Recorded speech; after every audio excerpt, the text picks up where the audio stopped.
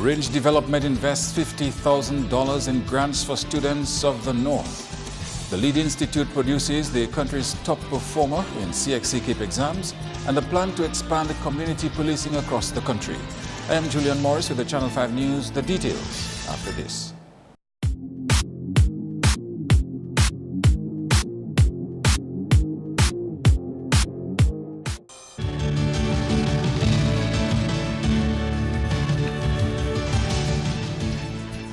We begin in Portsmouth, where the developer of a luxury resort at Douglas Bay is investing $50,000 in the country's youth. Ridge Development presented 50 new secondary school entrants with $1,000 scholarships when the company officially met the public at a town hall meeting on Sunday. The students came from Cottage, Portsmouth, Vacas and Colliho. Ridge Developments considers the creation of the scholarships a social responsibility. We'll continue with our social responsibilities by interacting with the society here. I believe that this project came to this place to improve the society and the living of the people who need it. At the ceremony, students were presented with certificates, but they will receive their funds on Thursday. We move on now to the relocation of Petite Savanne constituents and how this will impact the voting process at the next election. It's an issue which the Electoral Boundaries Commission can be expected to look into. MP for the constituency, Dr. Kenneth Daru, says a proposal on this matter is expected before Parliament by year-end. We've already begun discussions on this. We could begin with Dubic. Dubic has been relocated within the, as I said, the geopolitical boundaries of the Grand Bay constituency. This makes it a little curious as to where will the Dubic residents vote. In terms of Petite Savanne proper, Petite Savanne community, they're going to be located in Belleville-Chopin. Now, Belleville-Chopin is part of the Petite Savanne constituency, so no problem there, really. We also would have had suggestions from the Electoral Commission as it pertains to electoral reform. And pretty soon we should be going to Parliament review within the next few months. And one of the recommendations on this is that people be allowed to vote where they were registered to vote prior or on the morning of August 27, 2015. Dr. Daru says reviewing the structure of the political boundaries is a consideration. And over the years, governments have used gerrymandering, administrations rather would have used gerrymandering to gain political advantage. If there ever is a case where probably some gerrymandering needs to be done, and I think it should receive a unanimous decision in the Parliament, would probably be this case. Because in this case, it's not going to be done to gain any political advantage. It's going to be done to add equity, balance to because the Grand Bay constituency, as we know, it is already a loaded constituency in terms of population. So while the Petite Savanne constituency would have been much more diverse and much more dispersed in terms of geographical space and the square footage, in terms of population, the Grand Bay constituency is already loaded. So going to make another constituency almost obsolete with a couple hundred people and added pressure to a constituency would be a cause for that. So that's always an option. I would think that's available. And as I said, if there ever was a bona fide case, a situation where I think gerrymandering would be supported, should be this one.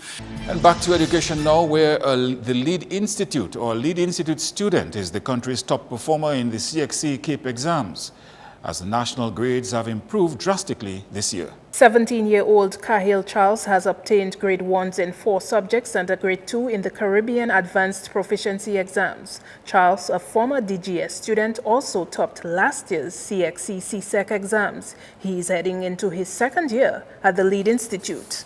With the CAPE program, you are more in control of your learning than your lecturers. Like, they actually give you the syllabus, and it's your job to make sure that no matter what happens, you personally cover what you're supposed to cover. After I graduate, I would like to start my business, working for myself. I'm studying accounting at school, so I will definitely be trying to get some freelance work in accounting for small businesses. But also, I will try to start something off in art because I'm very passionate about it. There was an increase in the number of students writing CAPE. Lead Institute is one of 2 private establishments offering courses. for the Cape Associate degree. In fact, for the last 5 years, we've always consistently produced the top performer at the Cape exams. But this year was better in the sense that this is the best results that we have had, even for Lead Institute. Kyle he did 5 courses, and he got 4 1s and a 2. The previous best performer we had gotten, I think, 3 1s and a 2. We set this up in response to students' demand. I taught at high schools, in Dominica Grammar School, Wesley High School, college, and a number of my students were asking for an associate degree program. A number of them were enrolled in online programs and some local programs, and they were just not satisfied. And so they wanted something that could challenge them, and they asked me to do something with them. And after searching all of the options available, we figured out the CAPE, the CXC CAPE option was the best in terms of the quality of the program. Education authorities are proud that Dominica has recorded a marked improvement in the CAPE exams when compared to 2015. This year we had 136 students sitting CAPE exams in 30 subject areas. Overall for CAPE, there was a 77% pass rate. That is an improvement over 2015, where we had a 74% pass rate. 100% passes were attained in 3 new subject areas introduced locally at CAPE level, namely Biology Unit 1, Chemistry Unit 1, and Tourism. Idona John Baptist, Channel 5 News. And still in education, candidates for the CXC CSEC exams will be required to do school-based assessments for math and English by 2018. In addition to the electronic testing of multiple choice segments, these are other new additions of CXC which the Ministry of Education is preparing for. There are introductions and revision of syllabus areas. In particular, I need to mention mathematics, which a SBA component has been introduced, and come 2018 exams, students have to produce an SBA for mathematics. English language, a SBA component has been introduced, and come 2017 exams, we will see that becoming a significant part of the exams. With the introduction of SBAs, we expect to see a vast improvement in students' performance. With respect to the electronic exams, there's an understanding that if the country is not fully prepared, then the traditional method will be used. The multiple choice portion of the exam papers will be offered electronically. Registration begins towards the middle of September, so this is not usually an exam that students do. It is usually done by the private sector. CXC will begin electronic testing in May 2017 for the multiple choice section of exams. Countries have to be ready before they introduce electronic exams at our schools, at our centers. So once the Ministry of Education is satisfied that we can proceed, we will proceed. This is Channel 5 News. More news coming up.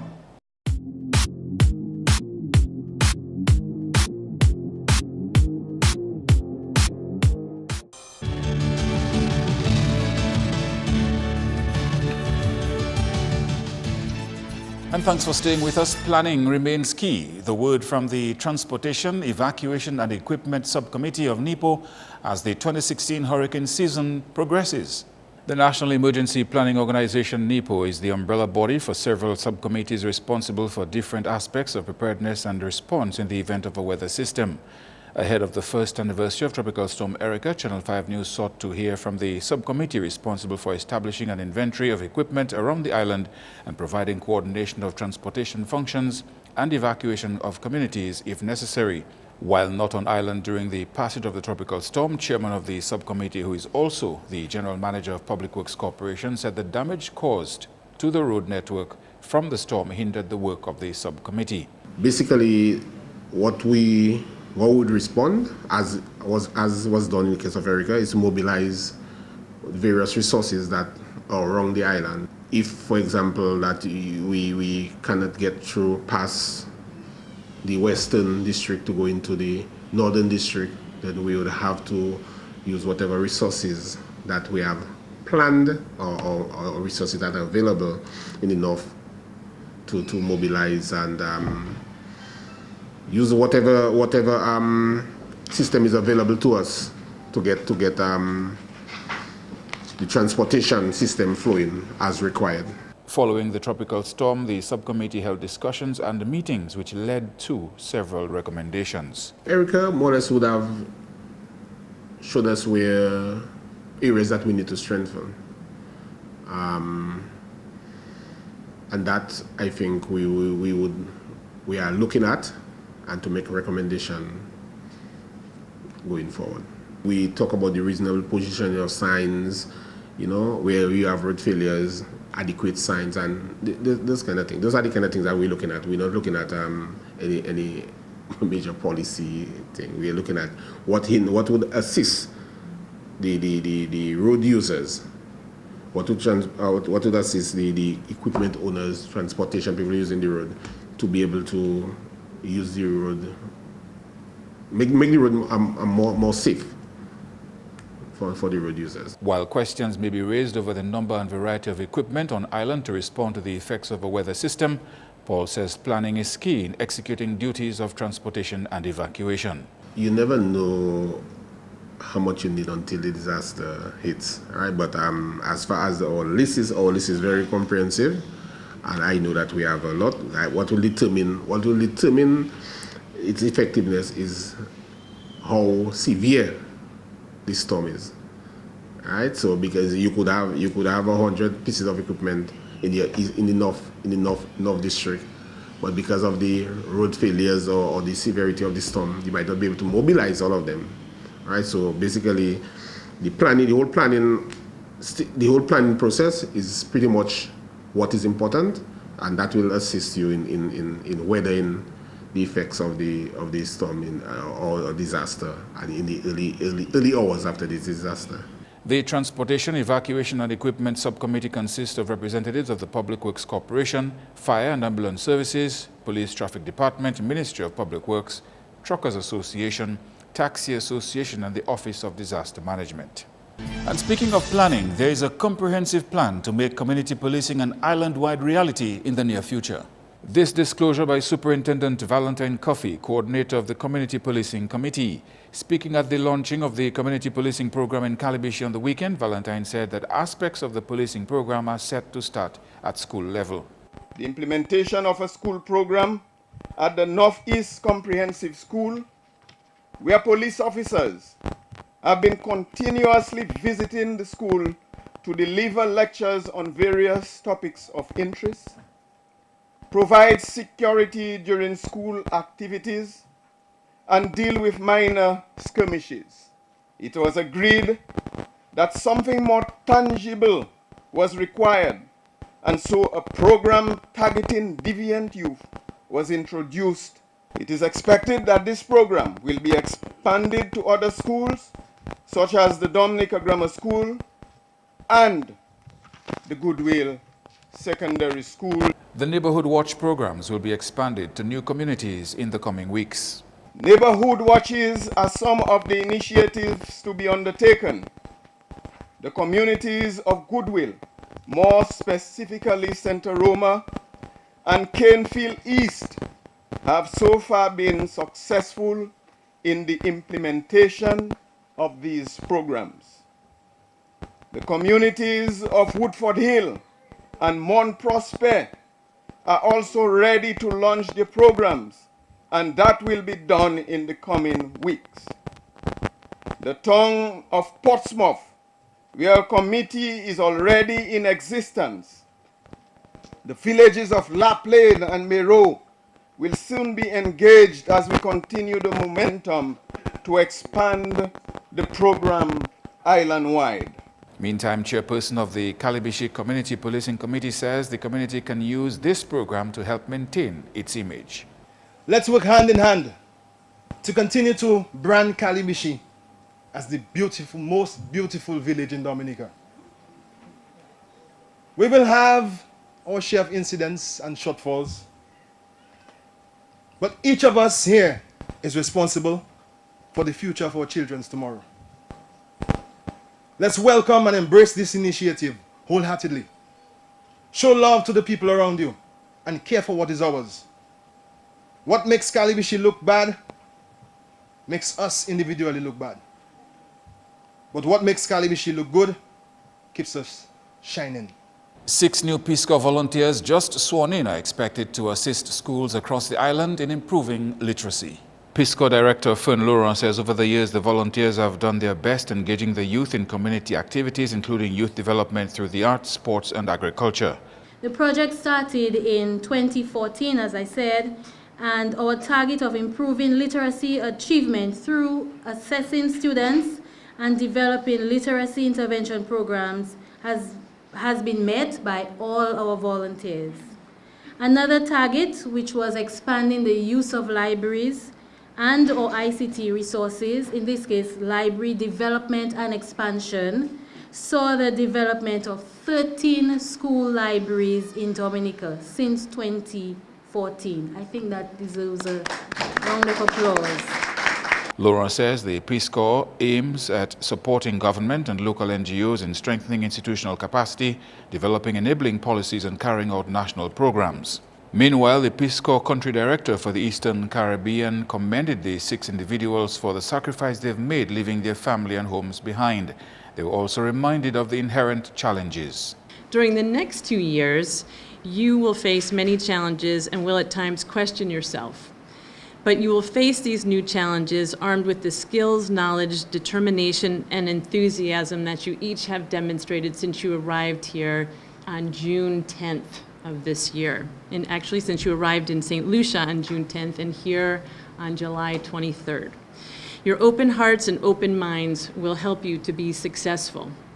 These volunteers join the ranks of over 220,000 current and past volunteers that have served the world over since 1961. That's news. Kenny Williams is next with your sports highlights.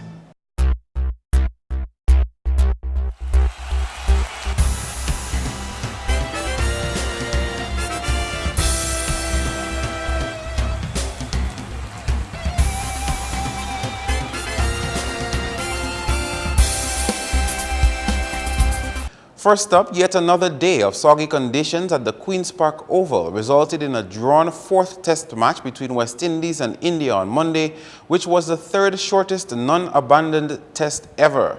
The outfield had taken a lot of beating in the days leading up to the test, but the ground staff was economical with covering the ground when it rained, leaving the bowlers run-up exposed. As a result, the field didn't recover from the rain on day 1, and only 22 overs, all in the first session of the test, were bowled. On the football scene, Burt Moto's Young Stars got the better of Club Loubier in a keenly contested affair to cop the 2016 Fast Cash Harlem Football League title. MVP Terrell Grell opened the scoring with a goal in the first half to put Young Stars 1 goal up. Club Loubier put on a good display, but for some brilliant free kick by the leading goal scorer Randolph Peltier, the chances were far and few. Nigel Sanderson made no mistake from MVP Terrell Grell, crossing from the left to seal the victory and the 2016 Fast Cash Harlem Football League Championship for Burt Moto's Young Stars. Meantime, captain of the Young Stars team, Jeffrey Charles, says the win against Club Loubier was for the fans. Tell us about the feeling tonight having won the competition. Boy, it's been a while since we haven't won it. It feels great. I feel delighted to bring it back home for the fans, for the sponsors, for everybody. The team worked very hard, very, very hard. Yes. Your plan to hold on Randolph Peltier in the final, it appears that worked tonight. Yeah, well executed. It was well executed, I must say. Shut him down.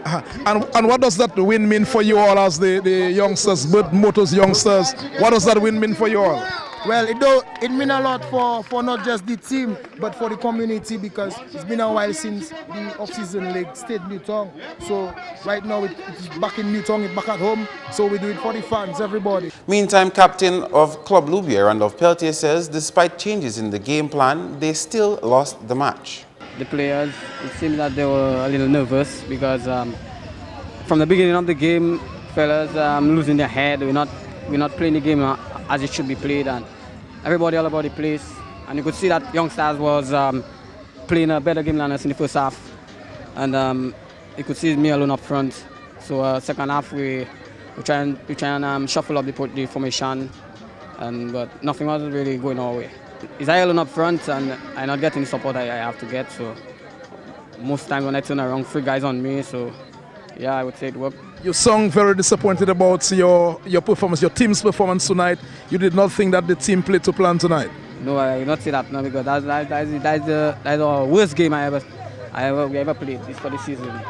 And our players not all that skillful, as you can see, but we are playing together, and that game I just don't see the togetherness. Coming back to cricket, well, it came down to who was the best team on the day as Desiderata Tremors edged out Dubla United Stars by 6 runs in a closely contended match in the 2016 Digital Augustus Gregoire Premier Cricket League final on Sunday. Tremors batted first and scored 178. Mervyn Matthew top scored with 62. Shane Chillingford picked up 6 for 56 and Liam Sebastian 4 for 75. Dubla in reply were bowled out for 160. Shane Chillingford added 51 and Emmanuel Peter 47. Tyrone Theophile bagged 4 for 63.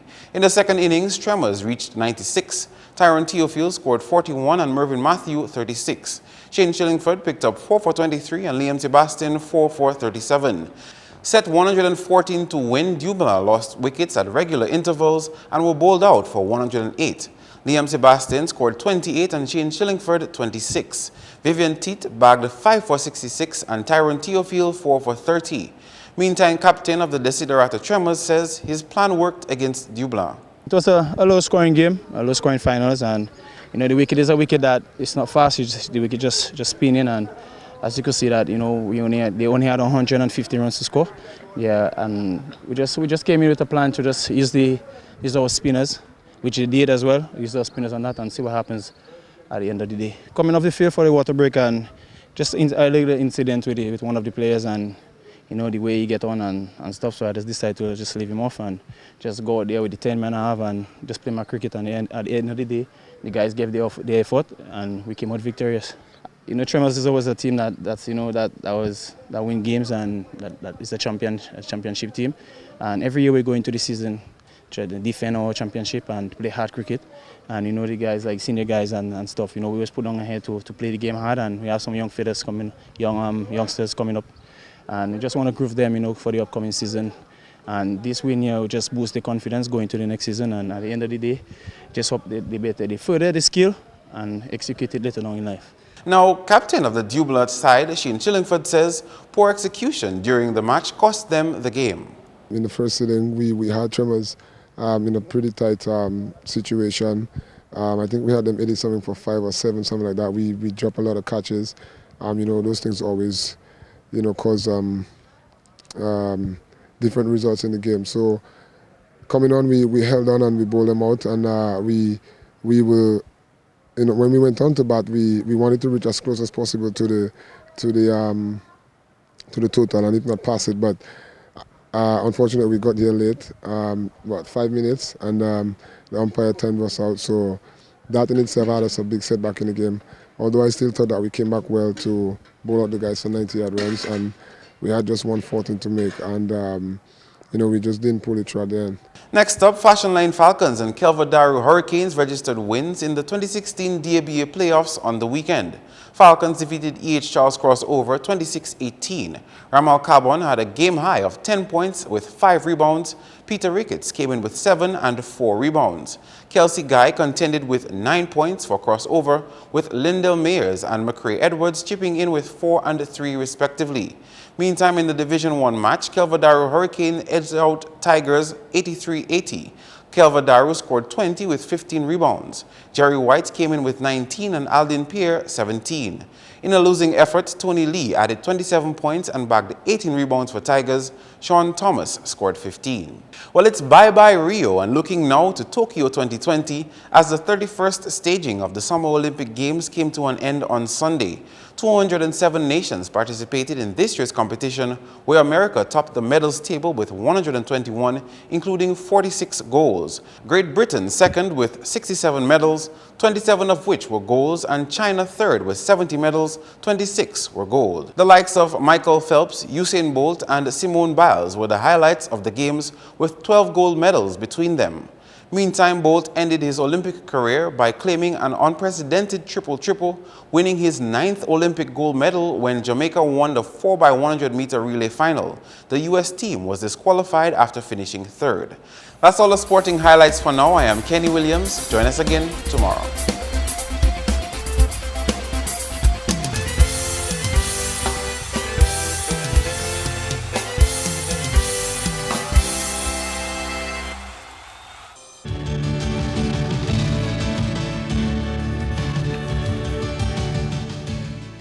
Your weather forecast is next.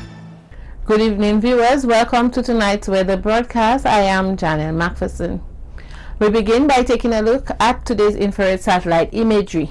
Of interest here, this area of deep convection associated with a tropical wave. This wave is expected in our area by Tuesday afternoon. Visible satellite imagery showed a few low-level clouds across Dominica today, resulting in fair to partly cloudy skies. Radar imagery indicated a few scattered showers across Dominica this afternoon. The weather for tonight, fair to partly cloudy with a few brief scattered showers. These conditions are expected to continue into tomorrow morning. By afternoon, an increase in cloudiness, scattered showers and possible isolated thunderstorms are expected due to the passage of a tropical wave. Seas tomorrow, moderate in open water, waves peaking up to 7 feet. Looking ahead, by Tuesday afternoon into Wednesday, increasingly cloudy skies with scattered showers and possible isolated thunderstorms. Persons in areas prone to flooding, landslides and falling rocks are advised to be vigilant and to exercise caution. By Thursday, an improvement in conditions are expected.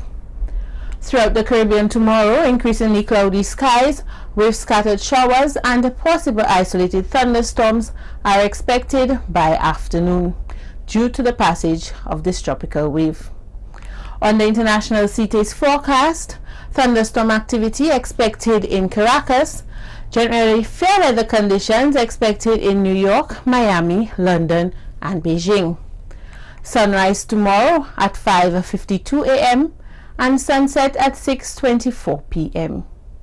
We are in the hurricane season, so please keep up to date with weather information by visiting our website at weather.gov.dm or calling the weather hotline at 447-5555.